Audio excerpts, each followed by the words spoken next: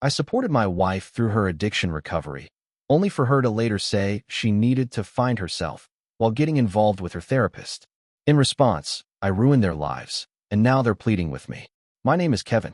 I am 38, and I work as a structural engineer in Austin. I manage mid-sized commercial renovation projects, which means steady hours, decent pay, and a schedule built around deadlines rather than chaos. I am not flashy, but I am consistent. I bought a 2-bedroom house in South Austin 6 years ago, and I have lived there ever since. My wife is Lena. She is 35. We have been married for 7 years and together for 10. We do not have children. Until recently, we shared the mortgage, the utilities, and a fairly predictable routine. 3 years into our marriage, Lena developed a dependency on prescription pain medication after a minor surgery. What started as something legitimate shifted slowly into something that controlled her mood and schedule. I was the one who noticed first. I was also the one who insisted we address it. I paid for private treatment when insurance started limiting coverage. I rearranged my project assignments so I could drive her to outpatient therapy 3 times a week across town. I sat through family sessions where she described me as rigid and emotionally unavailable, which I accepted because I understood she needed somewhere to put her anger. Recovery was not clean or quick. There were relapses. There were missing pills. There were nights where she was sharp and cruel for no reason other than withdrawal. I did not threaten to leave. I did not scream. I documented finances, locked up medications in the house, and set clear conditions. If she skipped therapy, I would inform her parents. If she lied about prescriptions, I would move out temporarily. I followed through once, for 2 weeks, and she corrected course. That is how we operated. Direct action, clear consequences. By last year, she was stable. She had been sober for 14 months. She credited her therapist heavily, a man in his early 40s named Merrick who specialized in addiction recovery. I never met him outside of one joint session. He presented as calm and measured. I had no reason to doubt his professionalism. The shift did not start dramatically. It began with Lena telling me she felt confined, not by sobriety, but by me. She said she had spent so many years defined by addiction that she no longer knew who she was. At first, I assumed this was a normal phase after recovery. What I did not expect was how quickly that narrative would start to include someone else. At first, it was subtle language changes. Lena stopped saying we when she talked about the future. It became I need and I want. She started staying longer at her weekly sessions. What had been an hour became 90 minutes, sometimes 2. When I asked, she said recovery is not a stopwatch. She accused me of treating therapy like a billable project. I accepted that explanation for a while because it sounded reasonable. I work in an environment where time is measured, tracked, optimized. I assumed I was projecting that mindset onto something that should be fluid. Still, I pay attention to patterns for a living. Structural integrity depends on noticing small shifts before they become failures. She became sharper at home, not chaotic like during withdrawal, but deliberately dismissive. If I asked how her session went, she would say Merrick understands things you never did.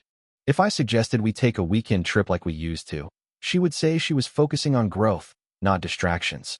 The first time his name entered an argument directly was on a Thursday night. I had asked her to confirm whether she would attend my firm's annual dinner. It is not glamorous, but spouses are invited. She rolled her eyes and said Merrick thinks I am too dependent on your professional image. He says I have spent years orbiting your stability instead of building my own. That phrasing stuck with me. Orbiting your stability. It sounded rehearsed. Clinical. I asked her if she felt that way or if that was something he suggested. She snapped that I was jealous of the only person who ever helped her without conditions. That comment was inaccurate. My support always came with conditions because addiction without boundaries becomes chaos. She knew that, but she reframed it as control. Over the next month, that narrative hardened. I was the rigid engineer. He was the empathetic guide. I was structure. He was freedom. Then she told me she needed space. Not a separation, just emotional distance to find herself. She said that phrase calmly, like she had practiced it. I asked what that meant in practical terms. She could not define it clearly, which is when my concern shifted from insecurity to suspicion. I did not accuse her of anything. I started gathering information instead. When I say I gathered information, I do not mean I hacked her accounts or installed anything on her phone. I mean I paid attention to observable facts. Lena had always left her phone face up on the kitchen counter. Suddenly, it was always screened down. She started taking calls on the back patio instead of in the living room. When I walked out once to ask about dinner, she covered the speaker with her hand and said she would be inside in a minute. It was not a friend. I could hear the low tone of a man's voice. I checked our shared credit card statements. Nothing dramatic. No hotel charges. No large unexplained purchases. But I did notice that her therapy payments had shifted from weekly to twice weekly. She had not told me that.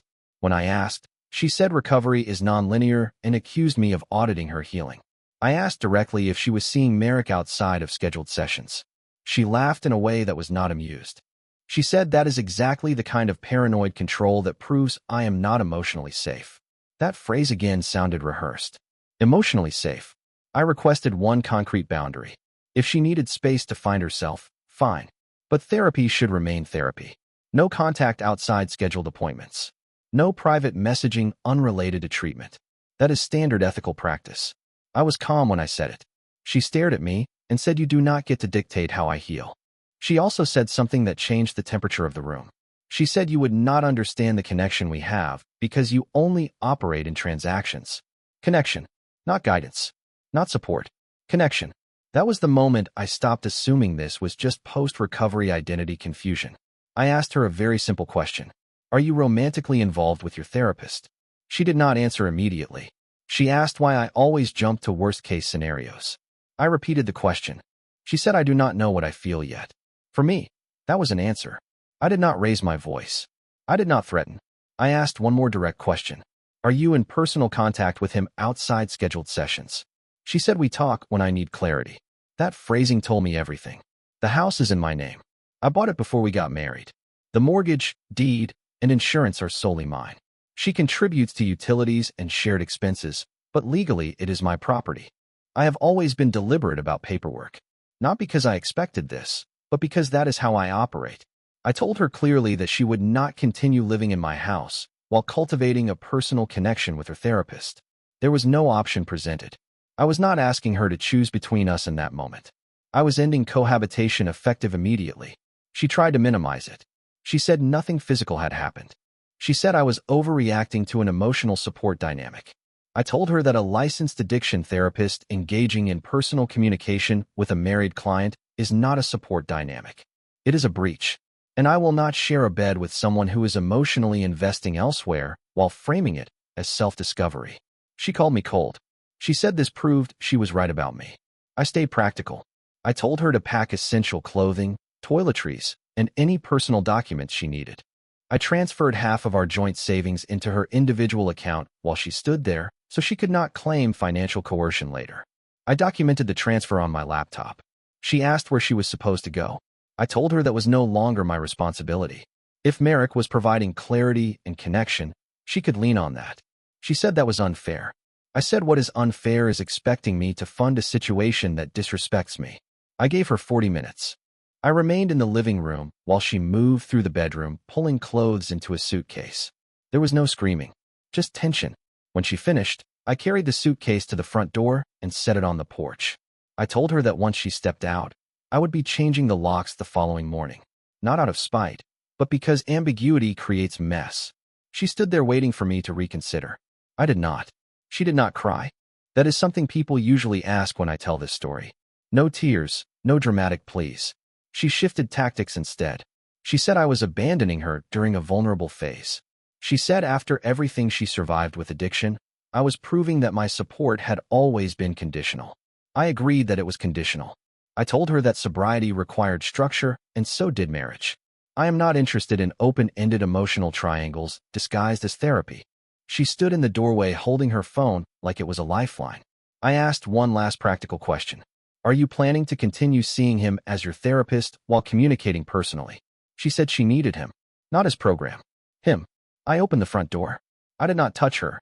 I did not drag anything. I simply stepped aside and told her it was time to leave. She tried one more angle. She said if I forced her out, she would tell people I was emotionally abusive. I told her she was free to say whatever she wanted. The deed and the bank transfers would speak for themselves. That is when she finally walked out. I closed the door and locked it. I did not feel rage. I felt clarity. The next morning I called a locksmith and had the exterior locks replaced. I also updated the garage code. I kept the receipt. Again, documentation. By midday, she was texting nonstop. First it was anger. Then it was disbelief. Then it was bargaining. She said we could create new boundaries together. She said Merrick had encouraged healthy separation, not eviction. That detail caught my attention. Encouraged separation. That meant he knew. I responded once. If he is advising you on our marriage outside clinical parameters, I will be contacting the licensing board. Her reply came within seconds. You would not dare. She still did not understand that I operate on process, not emotion. I did dare. Before doing anything formal, I verified my assumptions. I drafted a short email to Merrick from my personal account. I kept it factual. I stated that my wife had informed me they were communicating outside scheduled sessions and that he had advised her regarding separation from our shared home. I asked him to clarify whether their contact extended beyond professional boundaries and whether he was still acting as her licensed therapist. I did not threaten in that message. I requested documentation. He replied the next morning. The tone was controlled but defensive. He said he could not discuss a client without written consent. That is standard and fair. What was not standard was the second paragraph. He wrote that therapeutic relationships can evolve and that growth sometimes disrupts existing partnerships. Therapeutic relationships can evolve. That is not neutral language. I forwarded that email to Lena and asked if she had provided written consent for him to discuss her treatment philosophy with me. She did not respond directly. Instead, she sent a long message about how I was attacking the only person who truly supported her autonomy. Autonomy had become her new keyword. At that point, I shifted from personal to procedural. I pulled the state licensing guidelines for mental health professionals in Texas. They are public. Dual relationships with current clients are explicitly prohibited. Romantic involvement is grounds for investigation, even if initiated by the client. I did not need proof of physical involvement. I needed evidence of boundary erosion. I compiled a timeline, dates of extended sessions, screenshots of her messages referencing his personal advice, the email where he framed disruption of marriage as therapeutic evolution. I saved everything in a dated folder. Then I filed a formal complaint. Not out of spite, out of principle. If a therapist inserts himself into a vulnerable client's marriage and begins framing himself as the path to self-discovery, that is not romance. That is exploitation. Within 48 hours, both of them understood I was serious. And that is when the pleading started. Lena called first. Not text. Not a long message. An actual call. I let it ring once before answering because I wanted to be certain I was calm. Her tone was different. No edge. No superiority. She said filing a complaint could destroy his career. I said if his career depends on private emotional entanglement with married clients, then it deserves scrutiny. She said I was twisting something innocent into something unethical. I asked her directly if they had discussed a future together. Silence. Then she said that was not the point. For me, that was confirmation. 2 hours later, Merrick emailed again. This time the language was cautious. He stated that any perception of impropriety was a misunderstanding and that he valued professional ethics. He asked if we could resolve this privately to avoid unnecessary escalation. Unnecessary. I responded that the board would determine necessity, not me. I also informed him that I had preserved all written communication. That ended his tone of quiet authority. What I did not anticipate was how quickly Lena's certainty collapsed. She showed up at the house 3 days later while I was home. I had already changed the locks. She rang the bell repeatedly until I opened the door, but remained inside. She looked smaller. Not physically, just uncertain. She said he had reduced her sessions abruptly. She said he told her continued contact could jeopardize his license while an investigation was pending. So the man who encouraged her autonomy now needed distance. She asked if I would withdraw the complaint. She said this had gone too far. I told her it went too far when her therapist began positioning himself as a replacement partner under the language of healing. She said she never meant for it to explode like this. I told her actions have consequences whether intended or not. For the first time, she said she might have misread the connection. That was the beginning of the unraveling. After that visit, the tone shifted completely. The arrogance was gone. What replaced it was fear. Not fear of losing me. Fear of exposure. Lena began sending long messages trying to reframe everything. She said Merrick never explicitly crossed a physical line. She said therapy creates emotional intensity, and I was misinterpreting professional language. She said I was retaliating because I could not tolerate her independence. I did not debate. I requested one practical thing: full access to all communication with him outside scheduled sessions. If this was truly innocent, Transparency would protect everyone. She delayed. She said I was interrogating her. She said trust cannot survive surveillance. That was ironic considering the situation. I repeated the request once. She refused again. That was enough for me. I sent a final message. I will not continue this discussion. The complaint stands. Do not come to the house again without prior notice. Then I blocked her number. Not out of anger. Out of containment. Continuous back and forth only creates emotional leverage points. I removed that option. I also blocked her on social media and adjusted privacy settings. If she needed to coordinate retrieval of remaining belongings, she could do so through email or through an attorney. Structured channels only. 2 days later, Merrick emailed again. This time the language had shifted from confident to urgent. He wrote that misunderstandings can spiral and that professional reputations take decades to build. He suggested mediation. He implied that Lena's recovery could be destabilized by unnecessary stress. I did not respond. Instead, I forwarded his email to the investigator assigned to the complaint and added it to the documentation file. Attempts to influence the complainant during review are not a good look.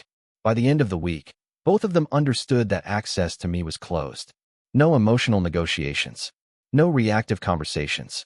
Just process. For the first time since this started, I felt fully in control of the situation. Blocking Lena did not stop the consequences from unfolding. It just removed the emotional noise. About 3 weeks after filing the complaint, I received formal confirmation that an investigation had been opened. They requested copies of all communications I had referenced. I provided them in an organized folder with dates and short summaries. No commentary, just facts. A few days later, Lena showed up again. This time she did not ring the bell repeatedly. She knocked once and waited. I stepped outside and closed the door behind me. She looked exhausted. Not dramatic, just worn down. She told me Merrick had terminated her as a client effective immediately. He cited conflict of interest concerns and the pending review. She said he recommended she transfer to another provider in a different practice. So the man who positioned himself as uniquely attuned to her growth had stepped back the moment scrutiny appeared. She said he stopped answering personal messages. She said he told her any further contact could be misinterpreted. That word again. Misinterpreted. Then she asked the question I expected eventually. If I withdraw the complaint, will you let me come home? I answered carefully. The complaint is not leverage. It is a response to behavior. Even if I withdrew it, the underlying issue remains. You chose to emotionally invest in your therapist and frame me as an obstacle to your evolution. She said she was confused. She said recovery changes people. I agreed. It does. But confusion does not require secrecy or triangulation. She tried one final angle. She said she still loved me and that this was a mistake amplified by pride. That may even be true, but intent does not erase impact. I told her I would proceed with filing for divorce. Not out of revenge. Out of finality. For the first time since I met her, she had nothing sharp to say back. I filed for divorce the following Monday. Texas has a waiting period, which I was already aware of, so there was no dramatic courthouse sprint. I retained the same attorney who advised me during the complaint process. Clean paperwork. Clear asset separation. The house remains mine.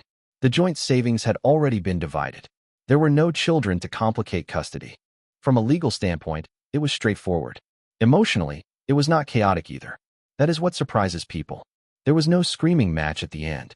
No last-minute reconciliation attempt. Once I made the decision, I did not revisit it. About a month into the investigation, I received notice that the board had issued an interim restriction on Marek's practice pending full review. I was not given details beyond procedural language, but it was enough to confirm that the complaint was taken seriously. Lena emailed me once after being served divorce papers. A long message about regret and how quickly everything unraveled. She said she never expected him to distance himself the way he did. She said she felt discarded by both of us. I responded with one paragraph. I did not discard you. I enforced a boundary when you chose to redirect your emotional loyalty. That is not abandonment. That is consequence. I did not block her email. I simply stopped engaging beyond logistical matters related to the divorce. No late-night reflections. No postmortems. People sometimes ask if I ruined their lives. I did not fabricate anything. I did not exaggerate.